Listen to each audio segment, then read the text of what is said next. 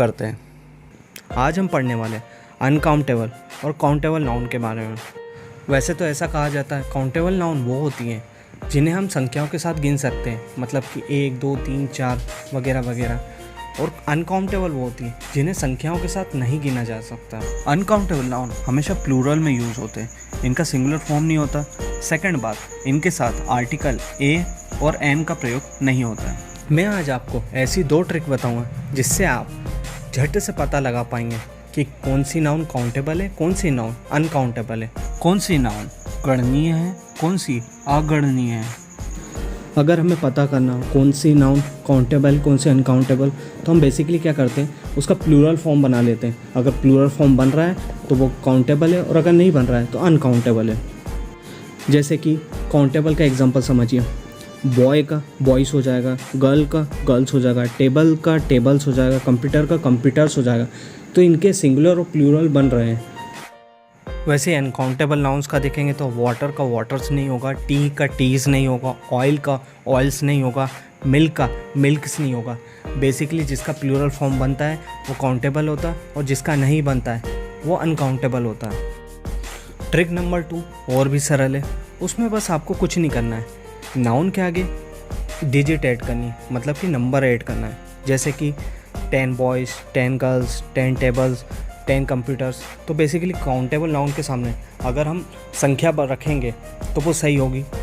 वहीं अगर अनकाउंटेबल के सामने रखें, 10 वाटर्स नहीं होता है, 10 ऑयल्स नहीं होता है, 10 टीज़ तो नहीं होता है, 10 मिल्क्स भी नहीं होगा। मतलब कि अनकाउंटेबल के सामने संख्या नहीं रखाती, मतलब नंबर्स नहीं रखाते हैं। अब समझते हैं जहाँ लोगों को कन्फ्यूजन होता है। पहला वर्ड है स्टार। अब लोगों ने बोलेंगे स्टार को तो हम गिन नहीं सकते, मतलब अनगिनत होते हैं। कौन बोल रहा है आपसे कि आप पूरे यूनिवर्स के स्टार्स गिनो? जैसे कि मैंने एग्जांपल देता हूँ, आपसे पूछूँ सप्तऋषि में कितने स्टार्स हैं, तो आप बोलोगे 7 स्टार्स हैं। सो बेसिकली अगर मैं आपसे बोलूँ कि ऊपर जो आसमान में देख रहे हो उसमें कितने स्टार्स हैं, तो आप बोलोगे सर मुझे 3 स्टार्स अच्छे लग रहे हैं, आई लाइक 3 स्टार्स। अब हम दोनों ट्रिक को लगा के देखते हैं, क्या स्टार्स काउंटेबल की कैटेगरी में आता है? हम सबसे पहले बनाते हैं सिंगुलर और प्लूरल, जो कि पहले ट्रिक है। तो स्टार का हो जाएगा स्टार्स, जो कि कहने में भी अजीब नहीं लग रहा। दूसरी ट्रिक में हम इसके साथ नंबर जोड़ के देखते हैं। 10 स्टार्स, ये सुनने में भी अजीब नहीं लग रहा, और ये एक्चुअल में होता है। इसका सिंपल सा लॉजिक मैं आपको देता हूँ। मैं आपसे पूछूं कि आपके सामने कितनी कुर्सियाँ रखी हैं, तो आप बोलोगे 1 2। मैं बोलूँगा क्लास में कितनी रखी है, तो आप बोलोगे 30 40। बट जैसे ही मैं आपसे बोलूँ पूरी दुनिया की कुर्सियाँ आप गिन के बताइए, तो आप बोलोगे सर ये तो मजाक कर रहे हो। सो बेसिकली वैसे ही है, चेयर्स भी काउंटेबल नाउन में आता है, वैसे ही स्टार्स भी काउंटेबल नाउन में ही आएगा। अब बात करते हैं मनी यानी कि धन की। बेसिकली दोनों ट्रिक्स अप्लाई करके देखते हैं। मनी का मनीस तो नहीं होगा, वैसे ही 10 मनीस भी नहीं होगा। आप आपके फ्रेंड से ये तो नहीं बोलोगे मुझे 10 मनीस की ज़रूरत है। बेसिकली हमें जब भी पैसों को जिक्र करना पड़ता है तो हम क्या करते हैं, पैसा या रुपए या फिर जो देश की करेंसी हो, जैसे कि डॉलर हुआ अमेरिका में चलेगा, वैसे ही पाकिस्तान में हो तो पाकिस्तानी रुपए होगा, और वैसे ही अगर टर्की में है तो टर्किश लिरा का काम होगा। आप ये बोल सकते हो 100 रुपीज़, 100 पाकिस्तानी रुपीज़, या फिर 100 टर्किश लिरा, या फिर 100 डॉलर्स, बट आप ये नहीं बोलोगे 100 मनीस। सो बेसिकली मनी हो जाता है अनकाउंटेबल नाउन। अगर आपने करेंसी का नाम ले लिया तो वो काउंटेबल नाउन में आएगी। अगर आपने मनी कहा है तो वो अनकाउंटेबल होगी, क्योंकि मनी को गिना नहीं जा सकता। जैसे कि आई हैव 100 रुपीज़, आप ये तो नहीं बोलोगे आई हैव 100 मनीस।